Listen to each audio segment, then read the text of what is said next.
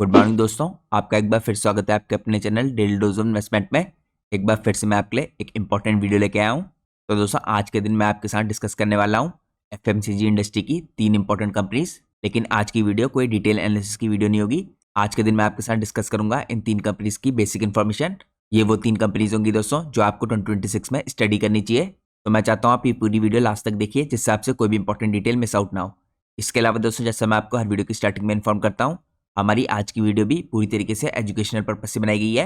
हम अपनी किसी भी वीडियो में किसी प्रकार का कोई रिकमेंडेशन नहीं देते हैं, इसलिए मैं किसी भी कंपनी के प्राइस के ऊपर या उसके टेक्निकल चार्ट्स के ऊपर आपके साथ कभी भी कोई डिस्कशन नहीं करता हूँ। हमारा पूरा फोकस रहता है कंपनी के एनालिसिस पे और या फिर इंडस्ट्री के एनालिसिस पे। और दोस्तों, मैं कोई सेबी रजिस्टर्ड रिसर्च एनालिस्ट या फाइनेंशियल एडवाइजर नहीं हूँ। तो अगर आपको मार्केट में कोई भी डिसीजन लेना है, उससे पहले आप लोग को अपने सेबी रजिस्टर्ड रिसर्च एनालिस्ट और फाइनेंशियल एडवाइजर की सलाह लेना बहुत ज़रूरी है। क्योंकि अगर आप लोग किसी के भी रैंडम रिकमेंडेशन पे अपने डिसीजन को मार्केट में बेस करेंगे, तो आप लोग को मार्केट में हैवी लॉस उठाना पड़ सकता है। इसलिए मार्केट में हमेशा कॉशियस रहिए और अपने फाइनेंशियल एडवाइजर से हमेशा कंसल्ट कीजिए। इसके अलावा दोस्तों, अगर आप लोग चैनल पे पहली बार आए हैं तो प्लीज़ चैनल को सब्सक्राइब कीजिए और वीडियो को लाइक कीजिए। अगर आप लोग मेरे चैनल को ज्वाइन करना चाहते हैं तो सिंपली आप लोग को यहाँ पे ज्वाइन बटन पे क्लिक करना पड़ेगा। जैसे आप ज्वाइन बटन पे क्लिक करेंगे, इसके अंदर आपको अलग अलग टाइप्स की मेंबरशिप देखने को मिलेंगी। हर मेंबरशिप की कुछ खास एडवांटेजेस हैं जो आप इनमें क्लिक करके चेकआउट कर सकते हैं। लेकिन यहाँ पे जो फोर्थ इंपॉर्टेंट मेंबरशिप है दोस्तों, प्लेटिनम इन्वेस्टर वाली, उसको लेने के बाद आप डायरेक्टली मेरे से कांटेक्ट कर सकते हैं। मेरा ईमेल एड्रेस आपको स्क्रीन में सामने देखने को मिल जाएगा। तो यहाँ पे दोस्तों, जो चारों मेन इंपॉर्टेंट मेंबरशिप्स हैं, इनमें से आपने कोई सी मेंबरशिप ले रखी होगी, आप सब लोग को यहाँ पे कुछ खास एडवांटेजेस मिलेंगी चैनल की मेंबरशिप लेने की। सबसे पहले एडवांटेज तो ये होगी, आपको कुछ इंपॉर्टेंट कंपनीज के ऊपर डिटेल फंडामेंटल एनालिसिस की वीडियोस देखने को मिलेंगी। या एक्सक्लूसिव कंटेंट मैं सिर्फ चैनल के मेंबर्स के लिए पोस्ट करता हूँ। तो जैसे ही आप ज्वाइन बटन पर क्लिक करके चैनल की मेंबरशिप लेते हैं, इसके बाद आपको यहाँ पे अपनी स्क्रीन में मेंबरशिप का टैब विजिबल होगा। इस मेंबरशिप टैब के अंदर मैं आपके लिए काफ़ी इंपॉर्टेंट कंपनीज के ऊपर डिटेल एनालिसिस की वीडियोस पोस्ट करता हूँ। मैंने दोस्तों पिछले 1-2 महीनों में काफ़ी इंपॉर्टेंट वीडियोस आपके लिए पोस्ट किए हैं, जिनको आप चेकआउट कर सकते हैं। ये सिर्फ मेंबर्स ओनली वीडियोस हैं। इसके अलावा आप लोग को एक और एडवांटेज मिलेगी चैनल की मेंबरशिप लेने की। आप लोग को यहाँ पे पोस्ट का ऑप्शन देखने को मिलेगा। पोस्ट के ऑप्शन के अंदर आपको मेरे मेंबर्स ओनली टेलीग्राम चैनल का लिंक देखने को मिलेगा। तो इस लिंक के थ्रू आप मेरा members only Telegram channel join कर सकते हैं। इस चैनल पे भी मैं आपके साथ इंपॉर्टेंट इंडस्ट्रीज का डिस्कशन करता हूँ।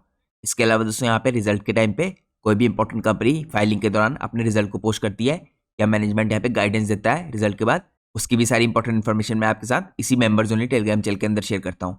तो ये 2 खास एडवांटेज मिलेंगी आपको, मेंबर्स ओनली वीडियोस देखने को मिलेंगी और मेरा members only Telegram channel join करने का मौका मिलेगा अगर आपके पास चैनल की मेंबरशिप है। तो ये मैंने आपको चेकआउट कराई यहाँ पे कुछ खास एडवांटेजेस चैनल की मेंबरशिप लेने की। इसके अलावा दोस्तों, मैंने आपके लिए 2 दिनों पहले एक इंपॉर्टेंट वीडियो पोस्ट की थी, जिसमें करंट जो मार्केट की सिचुएशन है उसको लेके मैंने आपके साथ इंपॉर्टेंट रीजन डिस्कस किए थे। तो आप इस वीडियो को चेकआउट कर सकते हैं। यहाँ पे आपको काफ़ी इंफॉर्मेटिव चीज़ें देखने को मिलेंगी कि करंटली मार्केट की सिचुएशन ऐसी क्यों हो रही है। तो आप इस एनालिसिस को मेरे जनरल यूट्यूब चैनल पे चेकआउट कर सकते हैं। इसके अलावा दोस्तों, अगर आप लोग की मार्केट आवर्स के दौरान कोई भी इंपॉर्टेंट क्वेरी होती है, तो आप लोग मेरा जनरल टेलीग्राम चैनल ज्वाइन कर सकते हैं। मेरे जनरल टेलीग्राम चैनल का लिंक आपको हर वीडियो के नीचे डिस्क्रिप्शन में देखने को मिल जाएगा। लेकिन जैसा मैंने आपको वीडियो की स्टार्टिंग में बताया था दोस्तों, हमारे चैनल पे आपको किसी भी प्रकार का कोई रिकमेंडेशन नहीं मिलेगा। हम सिर्फ यहाँ पे फंडामेंटल एनालिसिस पे और स्टडी पे फोकस करते हैं। तो बिना किसी तरीके अब हम शुरुआत करते हैं आज की हमारी इंपॉर्टेंट वीडियो की। तो जैसा मैंने आपको बताया दोस्तों, आज के दिन मैं आपको बताने वाला हूँ 3 इंपॉर्टेंट कंपनीज जो आपको 2026 में एफएमसीजी सेक्टर से स्टडी करनी चाहिए। तो आज की हमारी सबसे पहले इंपॉर्टेंट कंपनी का नाम है बजाज कंज्यूमर केयर लिमिटेड। तो ये कंपनी दोस्तों, इससे पहले मैंने आपके साथ कभी भी डिस्कस नहीं किया है। इस कंपनी ने रिसेंटली यहाँ पे फ्राइडे के दिन रिजल्ट पोस्ट किए थे, तो मैं आपको इस कंपनी के रिजल्ट भी चेकआउट कराऊंगा। पहले हम कुछ बेसिक इन्फॉर्मेशन देखते हैं कंपनी के बारे में। तो बजाज कंज्यूमर केयर इस टाइम पे दोस्तों एंगेज्ड है बिजनेस में कॉस्मेटिक्स के, टॉयलेटरीज के और उसके अलावा पर्सनल केयर के प्रोडक्ट्स के। यहाँ पे कंपनी की प्रेजेंस आपको बहुत डोमेस्टिक और इंटरनेशनल मार्केट्स में दिखेगी। तो एक बेसिक ओवरव्यू था कंपनी के बिजनेस का। अब हम यहाँ पे चेकआउट करते हैं कंपनी के बारे में कुछ और इंपॉर्टेंट डिटेल। तो यहाँ पे दोस्तों, अगर आप देखिए इसके प्रोडक्ट का पोर्टफोलियो, तो यहाँ पे आप इसके प्रोडक्ट के पोर्टफोलियो को 2 पार्ट में डिवाइड कर सकते हैं। पहला पार्ट आपको यहाँ पे दिखेगा एडीएचओ का और दूसरा नॉन एडीएचओ। तो एडीएचओ का फुल फॉर्म है दोस्तों आलमंड ड्रॉप हेयर ऑयल, और यहाँ पे जो नॉन एडीएचओ है इसके अंदर आपको आलमंड्स के अलावा बाकी तरह के प्रोडक्ट दिखेंगे। तो सबसे पहले अगर आप देखें ब्रांड में, यहाँ पे पहला जो एडीएचओ ब्रांड है इसका डोमेस्टिक बिजनेस यहाँ पे रजिस्टर्ड कर रहा है स्ट्रॉन्ग ग्रोथ कंपनी के लिए, जिसमें आपको रिसेंटली यहाँ पे डबल डिजिट की ग्रोथ देखने को मिली है वॉल्यूम में। इसके अलावा यहाँ पे स्ट्रॉन्ग रिवाइवल हुआ है यहाँ पे कंटिन्यूसली, स्पेशली यहाँ पे शेयर्स के अंदर। इसके अलावा अगर आप यहाँ पे अदर प्रोडक्ट देखें नॉन एडीएचओ वाले, तो यहाँ पे भी आपको प्रोडक्ट पोर्टफोलियो में ग्रोथ देखने को मिल रही है मिड सिंगल डिजिट की। यहाँ पे बजाज का जो कोकोनट पोर्टफोलियो है इस टाइम पे, इसने रजिस्टर किया यहाँ पे सिंगल डिजिट की वॉल्यूम ग्रोथ। और जो दूसरा इंपॉर्टेंट ब्रांड है यहाँ पे इसका बंजारा है, इसने रजिस्टर किया है यहाँ पे मिड टीन्स की वैल्यू ग्रोथ। अब हम चलते हैं नेक्स्ट पार्ट में। नेक्स्ट पार्ट में आपको चेकआउट कराता हूँ करंटली कंपनी की मार्केट कैप कैसी है और इसके करंटली यहाँ पे वैल्यूएशन कैसे दिखते हैं। तो मार्केट कैप दोस्तों इसकी 3994 करोड़ की है। अभी भी एक स्मॉल कैप कंपनी है। यहाँ पे अगर आप कंपनी का पी रेशियो देखें यानी प्राइस टू अर्निंग रेशियो तो आपको 25.4 का दिखेगा। यहाँ पे अगर आप इंडस्ट्री का पी देखेंगे तो लगभग आपको 49.3 का दिख रहा है। तो यहाँ पे इंडस्ट्री के मुकाबले आपको जो पी रेशियो है ये लगभग हाफ दिख रहा है। इसके अलावा रिटर्न ऑन कैपिटल एम्प्लॉयड 19.1 का है, रिटर्न ऑन इक्विटी 15.7 का है। पिछले 3 साल की अगर सेल्स ग्रोथ देखें तो आपको काफ़ी कम दिखेगी 3.12% की। पिछले 3 साल की प्रॉफिट ग्रोथ आपको दिखेगी यहाँ पे नेगेटिव 9.59% की। तो यहाँ पे दोस्तों पिछले कुछ सालों से कंपनी ने फाइनेंशियली अंडर परफॉर्म किया है। अगर आप यहाँ पे डेट की सिचुएशन देखें तो कंपनी में कोई डेट नहीं है, डेट टू इक्विटी रेशियो 0.03 का है। अब दोस्तों हम चलते हैं नेक्स्ट पार्ट में। नेक्स्ट पार्ट में आपको चेकआउट करता हूँ कंपनी के मार्जिन को। तो अगर आप कंपनी के ऑपरेटिंग प्रॉफिट मार्जिन देखें तो आपको यहाँ पे क्लियरली दिखेगा तो मार्जिन में डिप आया था पिछले कुछ सालों में, इसमें रिकवरी देखने को मिल रही है। ऑपरेटिंग प्रॉफिट मार्जिन कंपनी के देखिए 15-14% के आसपास थे। इसके बाद ये आपको और गिरते हुए दिखे थे 11% के आसपास, स्पेशली यहाँ पे दिसंबर 24 के आसपास। इसके बाद 25 में आपको इंक्रीज होते हुए दिखे 13% के, फिर 15% के। और पिछले 2 क्वार्टर से दोस्तों यहाँ पे सितंबर और दिसंबर के क्वार्टर में, क्योंकि कंपनी के रिजल्ट अभी यहाँ पे आ चुके हैं, कंपनी के मार्जिन आपको 18% के आसपास जाते हुए दिख रहे हैं। तो कंटिन्यूसली आपको रिकवरी आती हुई दिख रही है कंपनी की मार्जिन में, जो 11% के हो गए थे इससे यहाँ पे रिकवरी आते हुए दोबारा से 18% के आसपास आते हुए दिख रहे हैं। अब मैं आपको चेकआउट कराता हूँ दोस्तों यहाँ पे कंपनी ने दिसंबर में रिजल्ट कैसे पोस्ट किया है। तो यहाँ पे अगर आप चेकआउट करें कंपनी का परफॉर्मेंस तो कंपनी की सेल्स आपको 31% ईयर ऑन ईयर बेसिस पे इंक्रीज होती हुई दिखी है। कंपनी के एबिट में यहाँ पे आपको 114% का जंप आता हुआ दिख रहा है ईयरली बेसिस पे। यहाँ पे नेट प्रॉफिट कंपनी के 83% इंक्रीज हुए हैं, जिसके कारण कंपनी का अर्निंग पर शेयर यानी EPS 92% इंक्रीज हुआ है। तो अर्निंग पर शेयर दोस्तों आपको यहाँ पे करीबन 1.85 रुपीज़ से इंक्रीज होकर 3.55 रुपीज़ का होता हुआ दिखा है। और इसी के कारण करंटली जो कंपनी का पी रेशियो है दोस्तों यहाँ पे अर्निंग इंक्रीज होने के कारण ये आपको 25.4 के आसपास आता हुआ दिख रहा है। यहाँ पे अगर आप क्वार्टरली परफॉर्मेंस भी देखें तो सितंबर से दिसंबर के बीच में भी आपको कंपनी की सेल्स क्वार्टरली बेसिस पे भी इंक्रीज होती हुई दिख रही है। तो आप लोग कह सकते हैं कंपनी के फाइनेंशियल्स में टर्न अराउंड होता हुआ दिख रहा है। यहाँ हमें इंडिकेट करता है कि यहाँ पे जो FMCG इंडस्ट्री है इसके अंदर भी टर्न अराउंड हो रहा है। यहाँ पे डिमांड आपको दोबारा से आती हुई दिख रही है। अगर आप इसकी सेल्स देखें सितंबर 2025 में 265 करोड़ से सेल्स इंक्रीज होकर 306 करोड़ की हो गई। इसके अलावा अगर आप कंपनी के एबिट देखें तो 47 करोड़ से इंक्रीज होकर 56 करोड़ के हो गए, जिसके कारण कंपनी के नेट प्रॉफिट 42 करोड़ से इंक्रीज होकर 46 करोड़ होते हुए दिखे आपको सितंबर से लेकर यहाँ पे दिसंबर के टाइम में, यानी Q2 के मुकाबले Q3 में। तो मैंने आपको रिसेंटली कंपनी ने जो फाइनेंशियल रिजल्ट पोस्ट किया है ये भी चेकआउट कराए। अब हम चलते हैं नेक्स्ट पार्ट में। नेक्स्ट पार्ट में हम चेकआउट करते हैं कंपनी की यहाँ पे शेयर होल्डिंग पैटर्न को। तो यहाँ पे दोस्तों शेयर होल्डिंग पैटर्न में भी आपको कुछ इंटरेस्टिंग चेंजेस आते हुए दिख रहे हैं। अगर आप देखिए दिसंबर 23 से लेकर यहाँ पे सितंबर के बीच में आपको हल्की सी शेयर होल्डिंग पैटर्न में प्रमोटर की होल्डिंग इंक्रीज होती हुई दिखी थी 39.35% से 40.95%। लेकिन इसके बाद पूरे 2024 में ये होल्डिंग आपको 40.95% के आसपास स्टेबल रहती हुई दिखी थी। स्पेशली दोस्तों यहाँ पे पिछले क्वार्टर में Q2 में सितंबर 2025 में ये होल्डिंग आपको 40.95% की दिखी थी। लेकिन यहाँ पे करंटली दिसंबर 2025 में प्रमोटर की होल्डिंग इंक्रीज हुई है, यानी प्रमोटर ने अपना स्टेक को इंक्रीज किया है कंपनी के अंदर। प्रमोटर की होल्डिंग 40.95% से 40.97% हुई है, यानी 2% से ऊपर का स्टेक आपको इंक्रीज होता हुआ दिख रहा है प्रमोटर का कंपनी में करंटली। यहाँ पे अगर आप दोस्तों FIIs की होल्डिंग देखें तो हल्की सी आपको डिक्रीज होती हुई दिख रही है। FIIs की होल्डिंग 10.12% से डिक्रीज होकर 9.70% हुई है, लेकिन फिर भी यहाँ पे आपको स्ट्रॉन्ग दिख रही है FIIs की होल्डिंग। लेकिन यहाँ पे DIs की जो होल्डिंग है दोस्तों 15.27% से इंक्रीज होकर 15.75% हुई है यहाँ पे दिसंबर के क्वार्टर में। और अगर आप ओवरऑल देखेंगे यहाँ पे तो काफ़ी स्ट्रॉन्ग है इस टाइम पे FIIs और DIs की होल्डिंग मिला के लगभग 25% से ऊपर की दिख रही है आपको। तो ये मैंने आप लोग को कंपनी का शेयर होल्डिंग पैटर्न चेकआउट कराया। तो इस कंपनी के ऊपर दोस्तों मैंने आपके लिए कोई भी फंडामेंटल एनालिसिस की वीडियो अभी तक नहीं बना रखी है। आने वाले दिनों में मैं हो सकता है आपके लिए एक डिटेल एनालिसिस की वीडियो इस कंपनी के ऊपर भी पोस्ट करूँ। अब यहाँ पे दोस्तों मैं आपको लास्टली चेकआउट कराता हूँ यहाँ पे मैनेजमेंट ने जो इंपॉर्टेंट कॉमेंट्री दी है या गाइडेंस दी कंपनी को लेके। तो यहाँ पे अगर आप चेकआउट करें तो बजाज कंज्यूमर केयर लिमिटेड ने यहाँ पे एक्सप्रेस किया है कॉन्फिडेंस सस्टेन्ड हायर ग्रोथ को लेके, और इनका कहना है ग्रोथ यहाँ पे सस्टेन रहेगी पिछले कुछ ईयर्स के मुकाबले, स्पेशली यहाँ पे FY26 में और इसके बियॉन्ड। तो यहाँ पे दोस्तों हमने क्लियरली देखा स्ट्रॉन्ग परफॉर्मेंस रहा है कंपनी का Q3 FY26 में। यहाँ पे 27% की स्टैंड अलोन बेसिस पे और 32% की कंसोलिडेटेड बेसिस पे रेवेन्यू ग्रोथ देखने को मिली है। यहाँ पे ड्रिवन है by volume led recovery in general trade, जैसे यहाँ पे आपको अर्बन और रूरल एरिया में रिकवरी होती दिखी है, डबल डिजिट वॉल्यूम ग्रोथ होती दिखी है, स्पेशली दोस्तों यहाँ पे आलमंड ड्रॉप हेयर ऑयल के अंदर। और यहाँ पे इंटीग्रेटेड बेनिफिट हुए हैं फ्रॉम ब्रांड्स लाइक बंजारा, जिसमें आपको 15% की ग्रोथ देखने को मिली है ईयर ऑन ईयर बेसिस पे। तो मैनेजमेंट करंटली दोस्तों एस्पायर कर रहा है यहाँ पे मेंटेन करने के लिए डबल डिजिट की ग्रोथ, और इसके मोमेंटम को यहाँ पे ग्रेजुअली मार्जिन का इंप्रूवमेंट भी एक्सपेक्ट कर रहे हैं, ऐसा मैनेजमेंट का कहना है। To softening input cost. और मैनेजमेंट का कहना है डिक्लाइनिंग कॉपर प्राइसेस एक्सपेक्टेड है, यहाँ पे ईज करेंगे फर्दर। और इसके अलावा दोस्तों यहाँ पे जो स्ट्रेटेजिक प्राइसिंग करेक्शन हुआ है कोकोनट ऑयल के अंदर, ये शिफ्ट हो रहा है टुवर्ड्स यहाँ पे ब्रांड लेड ग्रोथ की तरफ को। इसके अलावा यहाँ पे कैलिब्रेटेड इनोवेशन है जो इनके, सच एज न्यू लॉन्चेस। यहाँ पे आपको Bajaj gold enrich coconut hair oil दिखेगा, ये नया लॉन्च है इनका। तो ये सब पोर्टफोलियो का ऑप्टिमाइजेशन और यहाँ पे एनहांस एडवर्टाइजिंग, ये सब कंपनी को इस टाइम पे वॉल्यूम ग्रोथ करने में मदद कर रहे हैं। तो यहाँ पे दोस्तों की लॉन्ग टर्म के इनिशिएटिव कंपनी ने क्या रखे हैं, इनके इंपॉर्टेंट प्रोजेक्ट के अंडर है, जिस प्रोजेक्ट का नाम है यहाँ पे प्रोजेक्ट आरोहण, जो इन्वॉल्व करते हैं यहाँ पे एक्सपेंड करने के लिए डायरेक्ट यहाँ पे distribution coverage by approximately 10% annual basis पे over next 4 to 5 years. Currently दोस्तों इनके आउटलेट्स अगर आप देखें 6 लाख के आसपास हैं, ये ऑलरेडी अप हैं 10% के आसपास इस ईयर। और यहाँ पे फोकस कर रहे हैं रूरल एरिया के अंदर इसको और इंक्रीज करने के लिए, प्रोडक्टिविटी बढ़ाने के लिए और स्टेबलाइजेशन लाने के लिए। इसके अलावा दोस्तों यहाँ पे फेस ट्रांसफॉर्मेशन होगा, ये एडिशनल स्टेट्स में भी यहाँ पे एंटर करेंगे FY27 से, और यहाँ पे एड्रेस करेंगे इंटरनेशनल बिजनेस के चैलेंजेस को भी एक्सपेंड करने के लिए और इंप्रूवमेंट लाने के लिए यहाँ पे कमिंग क्वार्टर्स में। तो ओवरऑल दोस्तों अपने आउटलुक में मैनेजमेंट ने क्या रखा है, यहाँ पे एम्फेसिस कर रहे हैं वॉल्यूम के एक्सपेंशन में, इंप्रूव प्रोडक्ट मिक्स में, ब्रांड रिवाइवल में, और यहाँ पे सस्टेन प्रॉफिटेबिलिटी एनहांसमेंट में विदाउट मटेरियल रिलायंस और पेंट अप डिमांड। तो ये दोस्तों आज की हमारी पहली इंपॉर्टेंट कंपनी थी। अब हम चलते हैं आज की हमारी सेकंड इंपॉर्टेंट कंपनी में। आज की हमारी सेकंड इंपॉर्टेंट कंपनी का नाम है vintage coffee and beverages limited. इस कंपनी के ऊपर मैं आपके लिए पहले ही एक डिटेल एनालिसिस की वीडियो पोस्ट कर चुका हूँ। तो अगर आपको कंपनी के बिजनेस के बारे में डिटेल में जानना है तो आप मेरी फंडामेंटल एनालिसिस की प्लेलिस्ट को चेकआउट कर सकते हैं मेरे यूट्यूब चैनल पे जाके, उसमें आपको इस कंपनी का डिटेल एनालिसिस देखने को मिलेगा।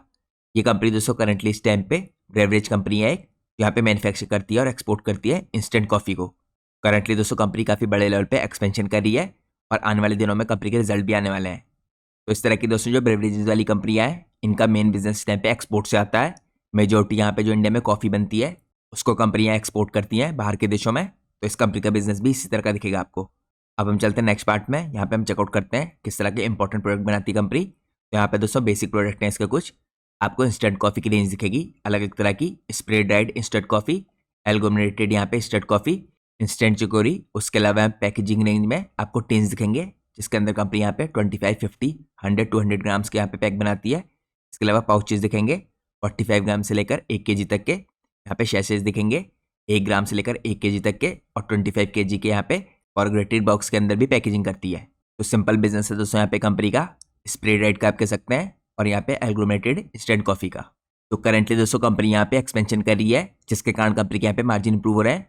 तो मार्जिन इंप्रूव इसलिए हो रहे हैं दोस्तों, कंपनी का यहाँ पे जो मेन बिजनेस था इस टाइम पे स्प्रे ड्राइड का, इसकी तरफ से कंपनी अब दूसरे बिजनेस में भी एक्सपेंशन कर रही है। जो यहाँ पे बिजनेस है फ्रीज ड्राइड का।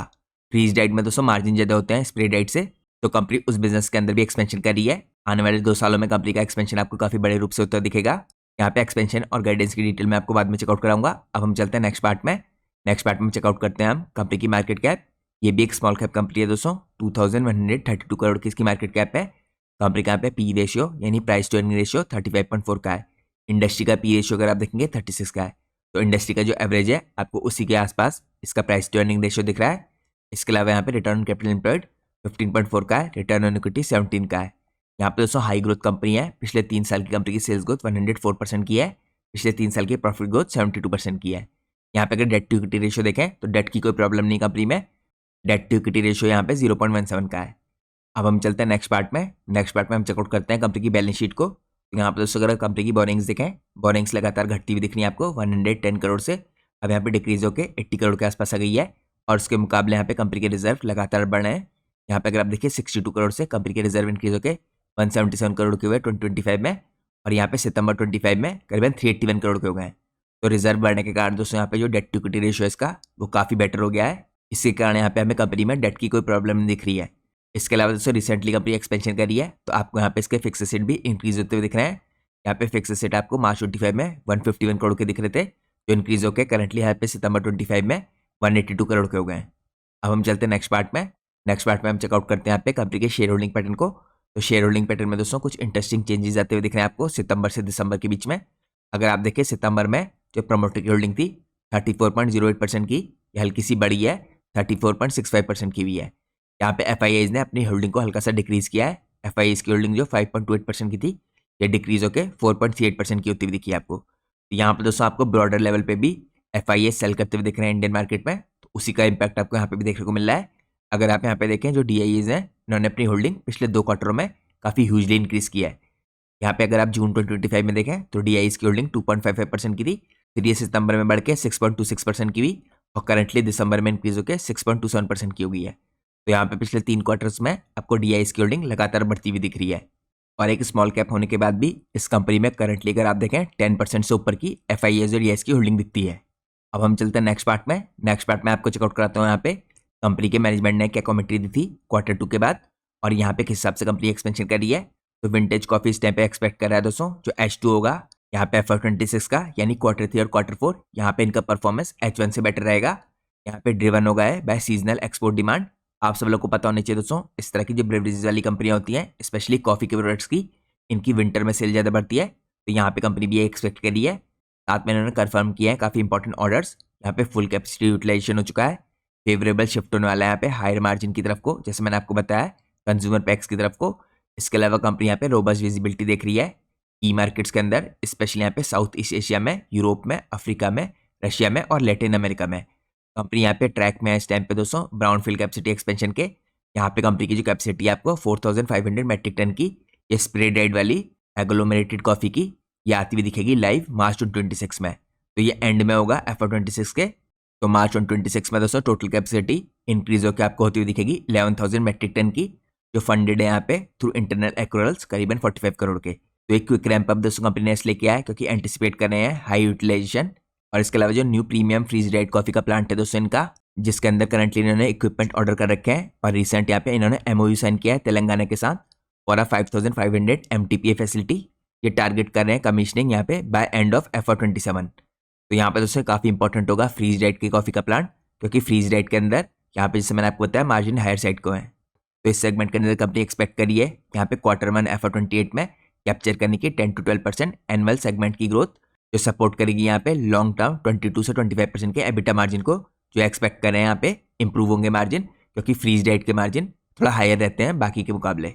और विंटेज कॉफ़ी दोस्तों एक्सपोर्ट ओरिएंटेड बिजनेस है, तो यहाँ पे फोकस करना है एक्सपोर्ट लेड ग्रोथ में, प्रीमियम प्रोडक्ट के मार्जिन एनहांसमेंट में, और यहाँ पे मिटिगेट करना चाह रहे हैं कॉफ़ी बीन की जो प्राइस वोलेटिलिटी है इसको भी, with an overall positive outlook है यहाँ पे मैनेजमेंट का सस्टेन मोमेंटम का। लेकिन यहाँ पे मैनेजमेंट ने कोई भी स्पेसिफिक न्यूमेरिक FY26 की गाइडेंस नहीं दी है। तो दोस्तों 28 जनवरी को कंपनी अपने रिजल्ट पोस्ट करने वाली है। तो यहाँ पे पूरी पॉसिबिलिटी है कि 28 जनवरी के आसपास जब कंपनी अपने रिजल्ट पोस्ट करे उसके बाद जो कंपनी की अर्निंग कॉल्स आएगी उसमें मैनेजमेंट रिमेनिंग FY26 को लेके या 27 को लेके कोई इंपॉर्टेंट गाइडेंस दे।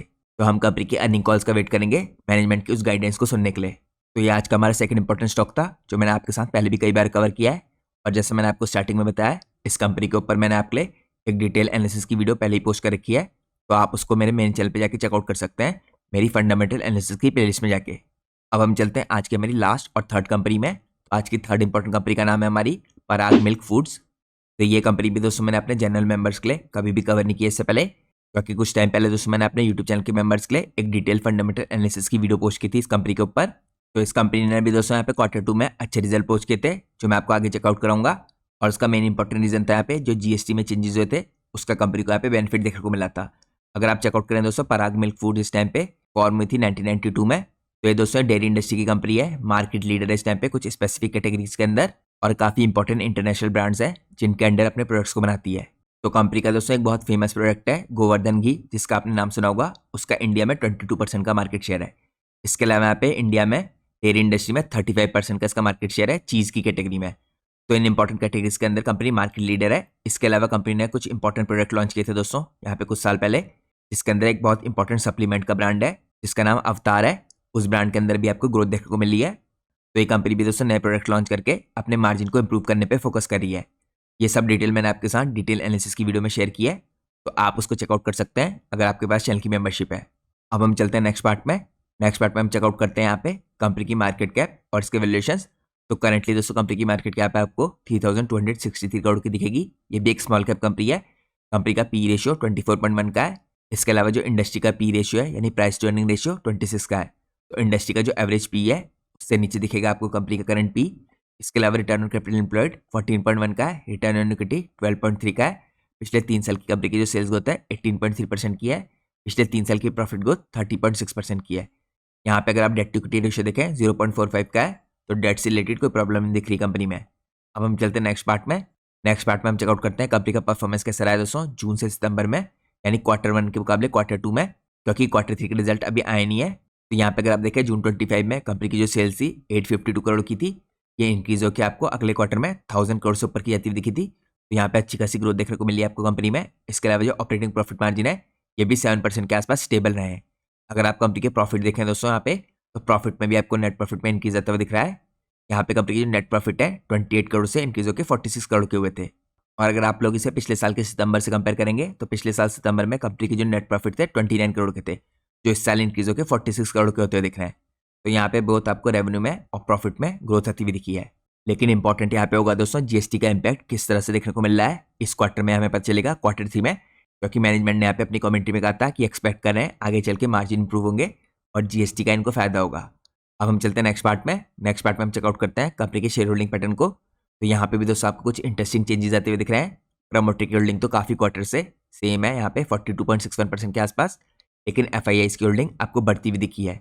FIIs की होल्डिंग दोस्तों 8.46% से इंक्रीज होकर 9.24% की हुई है। यहाँ पे जो DIs की होल्डिंग है ये माइन्यूट सी डिक्रीज हुई है, लेकिन आप कह सकते हैं मोर और लेस सिमिलर है। ये मार्च 25 में 6.91% की थी, जो करंटली 6.87% की है। तो यहाँ पे भी एक स्मॉल कैप कंपनी है दोस्तों। उसके बाद भी आपको यहाँ पे 17% के आसपास FIIs और DIs की कंबाइंड रूप से होल्डिंग देखने को मिल रही है कंपनी के अंदर, जिसमें ओवरऑल अगर आप देखें तो यहाँ पे इंक्रीज ही हुआ है शेयर होल्डिंग पैटर्न में। अब हम चलते हैं नेक्स्ट पार्ट में। नेक्स्ट पार्ट में हम चेकआउट करते हैं यहाँ पे शेयर होल्डिंग पैटर्न को। तो शेयर होल्डिंग पैटर्न में दोस्तों यहाँ पे आपको FIIs और DIs की माइन्यूट सी होल्डिंग कम होती हुई दिख रही है। FIIs की अगर आप होल्डिंग देखें आप 9.92% की थी सितंबर 25 में, जो डिक्रीज होकर 9.26% की हुई है। यहाँ पे DIs की 6.62% से डिक्रीज होकर 6.16% की हुई है। फिर भी यहाँ पे आप कह सकते हैं बहुत माइन्यूट से डिक्रीज है। मोर और लेस यहाँ पे FIIs DIs ने हाई होल्डिंग मेंटेन कर रखी है कंपनी में। ये एक स्मॉल कैप कंपनी है दोस्तों। इसके बाद भी यहाँ पे 15% से ऊपर की आपको FIIs और DIs की होल्डिंग कंबाइंड रूप से इस कंपनी में दिखती है। अब दोस्तों हम चलते हैं नेक्स्ट पार्ट में। यहाँ पे अब चेकआउट करते हैं मैनेजमेंट की कमेंट्री जो Q2 के बाद इन्होंने दी थी। तो पराग मिल्क फूड्स ने दोस्तों यहाँ पे कोई स्पेसिफिक न्यूमेरिक गाइडेंस नहीं दे रखी है FY26 की, लेकिन इनके मुताबिक यहाँ पे मैनेजमेंट का कहना है ये मेंटेन कर रहे हैं पॉजिटिव आउटलुक यहाँ पे और एक्सपेक्ट कर रहे हैं मार्जिन का अपलिफ्ट यहाँ पे H2 में, यानी Q3 और Q4 के अंदर, ड्यू टू यहाँ पे फॉलिंग मिल्क कॉस्ट और ऑपरेटिंग लेवरेज। यहाँ पे कंपनी एस्पायर करिए अचीव करने के लिए डबल डिजिट के EBITDA margin over the time, और ये कंपनी करना चाहिए इंप्रूव प्रोडक्ट मिक्स के थ्रू। यहाँ पे हाई मार्जिन के जो प्रोटीन और प्रीमियम प्रोडक्ट है, जैसे मैंने आपको दिखाया अवतार जो इसका ब्रांड है, ये भी कंपनी को हेल्प कर रहा है यहाँ पे मार्जिन को इंप्रूव करने में, क्योंकि ये ब्रांड कंपनी की काफ़ी फास्ट स्पीड से ग्रो कर रही है। इसके अलावा दोस्तों कंपनी यहाँ पे अपनी ऑपरेशनल एफिशिएंसीज के द्वारा, यहाँ पे अपने ओमनी चैनल एक्सपेंशन के द्वारा यहाँ पे अपने टारगेट्स को अचीव करना चाह रही है। यहाँ पे कंपनी ने कोई भी नियर टर्म की दोस्तों टाइम लाइन दे रखी है इन टारगेट्स की, लेकिन यहाँ पे इन्होंने कह रखा है कि लॉन्ग टर्म के जो इनके टारगेट है ये रीच करने के 10,000 करोड़ की टॉप लाइन आने वाले 4 से 5 सालों में। इसके अलावा मैनेजमेंट के मुताबिक ये ROC मेंटेन करना चाह रहे हैं अबव 20%, साथ में चाह रहे हैं ग्रॉस मार्जिन के अंदर एक्सपेंशन। इसके अलावा एक्सपेक्ट कर रहे हैं जो डेली मिल्क का इनका प्रोक्योरमेंट है यहाँ पे एक्सीड कर सकता है 70 लाख लीटर का बाय FY27, और कंपनी कंटिन्यूसली अपने नेट डेट को रिड्यूस कर रही है, जिसके अंदर फोकस कर रहे हैं 100 से 150 करोड़ का यहाँ पे रिडक्शन एनुअल बेसिस पे FY26-27 में। और जैसे मैंने आपको बताया कंपनी का यहाँ पे फोकस है ट्रांजिशन करने के लिए FMCG की तरफ को towards healthy nutritious focus portfolio for sustain growth. तो ये दोस्तों मैंने आपको इन तीनों कंपनीज के बारे में कुछ बेसिक इन्फॉर्मेशन चेकआउट कराई। अब हम चलते हैं नेक्स्ट पार्ट में। मैं आपको चेकआउट कराता हूँ यहाँ पे किस हिसाब से दिखता है कि करंट जो FMCG सेक्टर है इसमें यहाँ पे अर्ली रिकवरी के साइन दिख रहे हैं। तो सबसे पहले अगर आप देखें दोस्तों रूरल जो डिमांड है इस टाइम पे कॉन्स्टेंटली यहाँ पे आउटपेस कर रही है अर्बन डिमांड को रिसेंट क्वार्टर्स में। यहाँ पे नोटेड है मल्टीपल रिपोर्ट्स में, कुछ केसेस में तो यहाँ पे 7 स्टेट क्वार्टर्स में आपको लगातार इंप्रूवमेंट आता हुआ दिखा है। ये ड्रिवन है by better farm incomes, government support और लोअर इन्फ्लेशन। इसके अलावा दोस्तों ओवरऑल जो FMCG की ग्रोथ है Q1 FY26 में ये आपको 13 to 14% की देखने को मिली थी in value terms, with volume growth यहाँ पे करीबन 6% के आसपास की। इसके अलावा दोस्तों एक्सपेक्टेशन है 2026 की यहाँ पे high single digit volume growth की और मार्जिन रिकवरी की, इसके साथ साथ स्ट्रॉन्गर यहाँ पे डिस्क्रिशनरी स्पेंडिंग की। इसके अलावा दोस्तों एनालिस्ट यहाँ पे हाईलाइट कर रहे हैं a shift to volume led recovery rather than price hikes. यहाँ पे जो टैक्स के रिलीफ है दोस्तों बजट 2025 में इन्होंने बूस्ट किया है डिस्पोजेबल इनकम को, और जो बिनाइन इनपुट कॉस्ट है ये एड कर रही है मार्जिन को। तो यहाँ पे दोस्तों डेफिनेट है काफ़ी इंपॉर्टेंट प्रोडक्ट है इस टाइम पे, चाहे वो FMCG के हों या डेयरी से रिलेटेड हो, जिनमें GST कट होने के बाद आपको यहाँ पे फायदा होता हुआ दिखेगा, क्योंकि यहाँ पे कंज्यूमर उन प्रोडक्ट्स को ज़्यादा खरीदेंगे। तो उसके कारण यहाँ पे एक्सपेक्ट करी है कंपनियाँ वॉल्यूम लेड रिकवरी।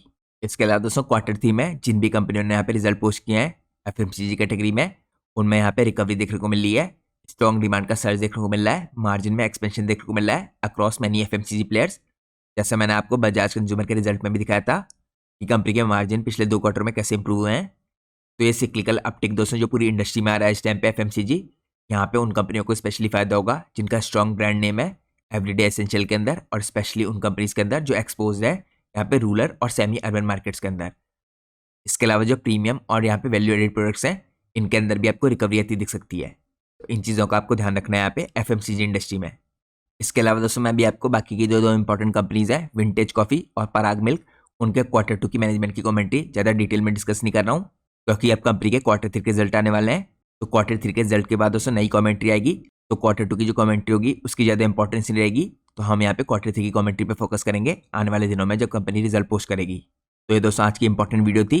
यहाँ पे मैंने आपके साथ 3 कंपनियाँ डिस्कस की जिनको आपको स्टडी करना चाहिए 2026 के लिए, स्पेशली एफएमसीजी सेक्टर में, क्योंकि यहाँ पे हमें वॉल्यूम लेड रिकवरी आती हुई दिख रही है जो जीएसटी के रूल चेंजेस हुए हैं उसके कारण। और जैसा मैंने आपको वीडियो की स्टार्टिंग में इन्फॉर्म किया था दोस्तों, हम अपनी किसी भी वीडियो में कंपनी के प्राइस के ऊपर या उसके टेक्निकल चार्ट्स के ऊपर कोई भी डिस्कशन नहीं करते हैं क्योंकि हमारा फोकस सिर्फ रहता है कंपनी के एनालिसिस में। तो हमारी वीडियो किसी प्रकार का कोई रिकमेंडेशन नहीं है। अगर आपको मार्केट में कोई भी डिसीजन लेना है तो आप लोग को अपने सेबी रजिस्टर्ड रिसर्च एनालिस्ट या फाइनेंशियल एडवाइजर की सलाह लेना बहुत ज़रूरी है, क्योंकि अगर आप लोग किसी के भी रैंडम रिकमेंडेशन पे मार्केट में अपने डिसीजन को बेस करेंगे तो आप लोग को मार्केट में हैवी लॉस उठाना पड़ सकता है। इसलिए मार्केट में हमेशा कॉशियस रहिए। होप करता हूँ दोस्तों आपको आज का इंपॉर्टेंट एनालिसिस पसंद आया होगा। अगर आपको आज की वीडियो पसंद आई है तो प्लीज़ वीडियो को लाइक कीजिए और चैनल को सब्सक्राइब कीजिए। Thanks for watching guys, take care.